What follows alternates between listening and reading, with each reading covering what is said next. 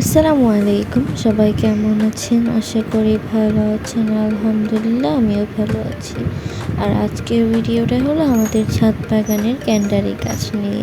আপনারা তো ভিডিওতে দেখতেই পাচ্ছেন যে কতগুলো ক্যান্ডারি হয়েছে আমাদের ছাদে, মাশাআল্লাহ। ক্যান্ডারিগুলো একটু বেঁকে গিয়েছিল। ক্যান্ডারি সোজা রাখার অনেক চেষ্টা করেছি, কিন্তু তারপরও কেন জানি না পাকা হয়ে গিয়ে। আপনারা চাইলে ছাদে এরকমভাবে ক্যান্ডারি গাছ লাগাতে পারেন, তবে অবশ্যই চেষ্টা করবেন সোজা রাখার জন্য। ক্যান্ডারিগুলো খেতে কিন্তু খুবই মিষ্টি হয়েছিল।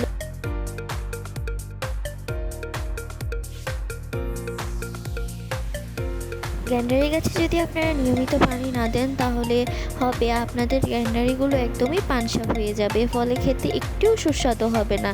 আপনারা চেষ্টা করবেন সবসময় গ্যান্ডারি গাছে বেশি করে পানি দেওয়ার জন্য।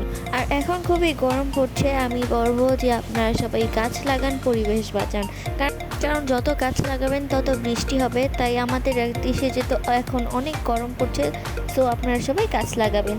ছাদে যে যেখানে পারেন সেখানেই গাছ লাগানোর চেষ্টা করুন। ভিডিওটি ভালো লাগলে লাইক, কমেন্ট, শেয়ার করে দিবেন এবং অন্যকে দেখার সুযোগ করে দিবেন। চ্যানেলটি সাবস্ক্রাইব করে দিবেন, যাতে এরকম ভিডিও আপনারা আরও দেখতে পারেন।